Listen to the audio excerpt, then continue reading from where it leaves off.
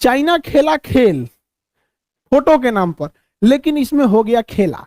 खेला क्या हो गया कि जो फोटो उसने रिलीज किया ना, वो चाइना के टिकटॉकर थे सब, ये उसके सैनिक नहीं है सब। देखिए ये सब चाइना के टिकटॉकर है सब। भारत में तो सब टिकटॉकर चल गया सब दुकान नाचने ना, तो खूब नाचता था सब टिकटॉक पे आके। ये सब टिकटॉकर है सब। इसको झूठे वर्दी पहना पहना भेज दिया फोटो खिंचवा के कि हम अपनी एक भी जमीन नहीं देंगे। अब टिकटॉकरवा सब तो अपने हाईलाइट होता है सब, कुछ पहन के नाचने लगता है सब। तो ये सब हाईलाइट था, तो चाइना के लोग पहचान गए कि रे ससुरा तो नहीं, तू कह रहा है कि हम 1 इंच जमीन नहीं दे। टिकटॉकर साड़ी पहन के घूमने वाला सब ये सब क्या करेगा सब वहां पे। अब चाइना के सोशल मीडिया पे बवाल हो गया। अब चाइना की कम्युनिस्ट पार्टी ने कहा कि कोई भी सेना पे अगर सवाल उठाता है तो उसको जेल भेज दीजिए। वाह रे भैया वाह, जेल चल गया सब, जिसने भी सवाल पूछा जेल चला गया चाइना। अब चाइना ने एक नया डिजाइन लाया, कहा कि बहुत बेइज्जती हो गया। चाइना ने कहा कि गलवान घाटी में हमारे जितने भी सैनिक शहीद हुए थे, जो जमीन कब्जा करके लाए, वहां से हम लोग पत्थर को लाएंगे। अभी से सूरा पत्थर उठा के ले रहा है और कह रहा है कि जो भी हमारे सैनिकों की मतलब बहादुरी को ज्यादा से ज्यादा क्या करेगा, फॉरवर्ड करेगा अपने सोशल मीडिया पर, चाहे वी चैट हो या वीवो हो या फिर जो पे भी हो, तो वहां के लोगों को ये पत्थर गिफ्ट में देगा, गलवान के पत्थर को गिफ्ट में देगा कि लीजिए आप बहादुरी के लिए, इससे आपकी देशभक्ति जगेगी। तो ये तो वो मनोवैज्ञानिक खेल खेल रहा है चाइना। भारत सरकार को भी इसका जवाब अच्छे से देना पड़ेगा। कैसे कि चीन जो है उसकी सबसे दुखती नस जो है वो तिब्बत है। तिब्बत पे 1959 में कब्जा किया था। तिब्बत के लोग बहुत ही पेट्रोटिज्म होते हैं, उनमें अंदर में पाया जाता है, बहुत देशभक्ति होती है, लेकिन चीन की सेना के आगे नहीं टिक पाते। लेकिन ये उनके लिए घातक हो जाएगा। भारत सरकार को भी क्या करना चाहिए, जो भी तिब्बत के लोगों हैं उनको बढ़ावा देने के लिए बोध गया में जहां महात्मा बुद्ध को ज्ञान की प्राप्ति हुई थी, बोधि वृक्ष, उसके पत्तों को खूब अच्छा से लेमिनेशन करा के दलाई लामा के थ्रू दिलाना चाहिए, ताकि इनके अंदर अपनी एक स्वतंत्र देश की भावना जीवित रहे। अगर स्वतंत्र देश की भावना जीवित रहेगी तो आज नहीं तो कल ये पलट देंगे।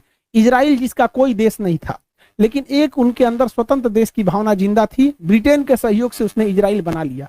तो तिब्बत के अंदर के लोगों के अंदर भावना जीवित रहेगी तो वो एक ना एक दिन देश बना लेंगे। और हम लोग तिब्बत, हमारे सेना में भी तिब्बतीय फोर्स बहुत अच्छे से काम करते हैं हम लोग। अब चाइना के सेना में भी तिब्बत के फोर्स ज्यादा है, जो भी यहाँ ड्यूटी कर रहे हैं तिब्बत के ही कर पाते हैं, इधर वाले तो बकलोल होते हैं, नहीं कर पाते।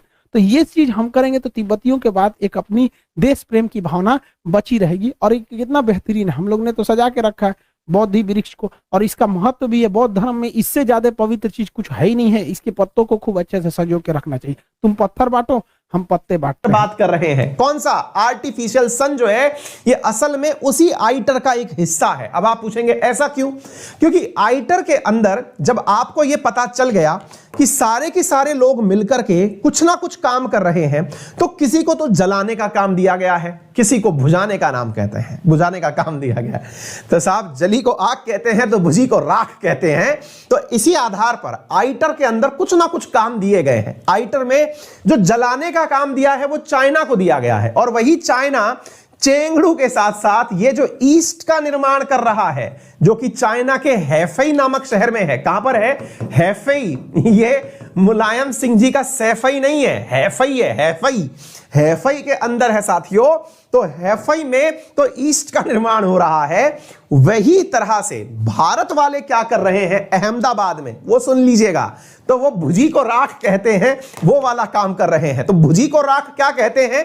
ये लोग क्या काम कर रहे हैं जनाब? ये एक विशेष प्रकार का प्रोजेक्ट काम ले रहे हैं, जिसमें कि इनका काम है ऐसी टेक्नोलॉजी विकसित करना कि जब गर्मी बहुत बढ़ जाए तो उसको ठंडा कैसे किया जाए। मतलब सावन जो आग लगाए वो आग कौन बुझाए?